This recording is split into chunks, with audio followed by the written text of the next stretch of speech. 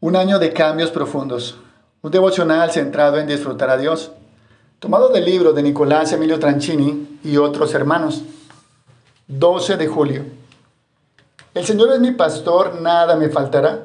En lugares de verdes pastos me hace descansar. Junto a aguas de reposo me conduce. Él restaura mi alma. Me guía por senderos de justicia por amor de su nombre. Salmo capítulo 23, versículo del 1 al 3. Soy un pésimo pastor. Me ha tomado muchos años aceptarlo, pero la evidencia en mi contra es abrumadora. No tengo las cualidades que se necesitan para dirigir. No estoy hablando de mi rol como líder de una iglesia. Estoy hablando de mi habilidad para gobernar mi propia vida. La esencia de la sumisión se fundamenta en la verdad que acabas de escuchar. Contrario a lo que mi cerebro me susurra cada día, no soy un buen capitán de mi propia vida. Aceptar esa verdad es lo único que tiene el poder para abrazar la sumisión como un regalo. Solo los ignorantes se dejan dirigir. Solo los humildes buscan ayuda. Solo los que aceptan sus propias limitaciones buscan recursos que están más allá de los propios. Me resulta escalofriante rememorar mis constantes ciclos de idolatría, testadurez y falta de criterio. ¿Cuántos dolores de cabeza me hubiera ahorrado si hubiera confiado en Dios y no en mí mismo? ¿Cuántas malas decisiones me hubiera evitado si hubiera seguido el consejo de otros y no mi propia opinión? El libro de Proverbios me confronta tanto como mi experiencia.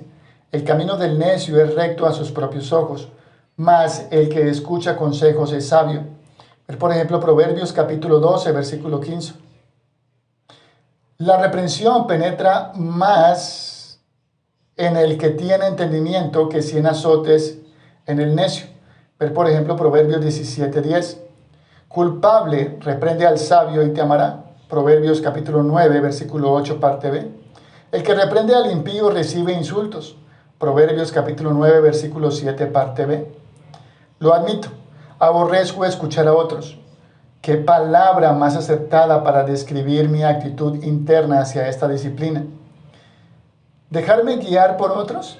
¿Permitir que otras personas me digan lo que tengo que hacer? Dice Proverbios capítulo 9, versículo 8. No reprendas al escarnecedor para que no te aborrezca. Reprende al sabio y te amará. Sí, es la palabra correcta. Aborrezco hacer la voluntad de otras personas. Un sinfín de veces he escuchado la misma frase. Estoy dispuesto a someterme a Dios, pero no estoy dispuesto a someterme a otros. ¡Cuánta necedad! ¿No te das cuenta de que al no someterte a otros no te estás sometiendo al Dios que te ha ordenado que lo hagas?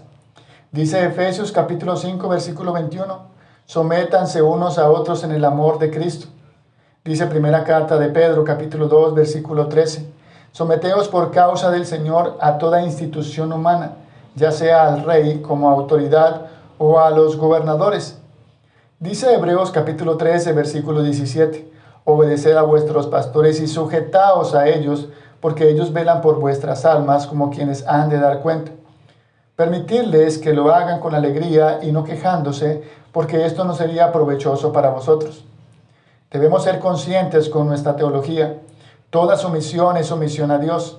Ver, por ejemplo, Colosenses capítulo 3, del versículo 18 al 25. Cuando me someto a mi jefe, en realidad me someto al Dios que puso a mi jefe. Cuando me someto a mi pastor, en realidad me someto al Dios que puso a mi pastor. Cuando me someto a mi cónyuge, en realidad me someto al Dios que puso a mi cónyuge. Por supuesto, lo opuesto también es cierto. Cuando no me someto a mi jefe, en realidad no me estoy sometiendo al Dios que puso a mi jefe. Cuando no me someto a mi líder, en realidad no me estoy sometiendo al Dios que puso a mi líder.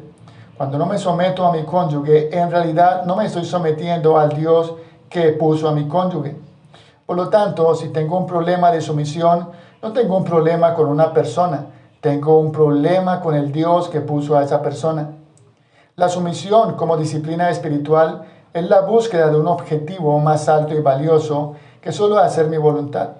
Es el hábito consciente y premeditado de estar dispuesto a hacer la voluntad de otros con el fin de dejar de obtener mi mayor fuente de gozo en la creación y buscar obtener mi mayor fuente de gozo en el Creador. La Biblia es muy clara. Porque así dijo el alto y sublime: yo habito en la altura y la santidad, y con el quebrantado y humilde de espíritu. Por ejemplo, Isaías capítulo 57, versículo 15. Necesito recordatorios constantes. La vida verdadera no está en hacer mi voluntad. La vida verdadera está en aprender a vivir junto a Él. ¿Hasta dónde debería llegar la sumisión? La persona sabia y llena del Espíritu tendrá su respuesta en el momento oportuno. Sin embargo, quizá la pregunta más acertada sea otra.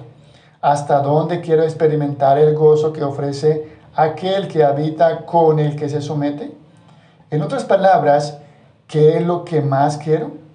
¿Comunión ininterrumpida con Dios o hacer mi voluntad? Para orar y meditar a lo largo del día. El Salmo capítulo 23 debe ser leído a la luz de toda la revelación bíblica. Dios no solo nos guía de forma individual, Él también lo hace por medio de otros.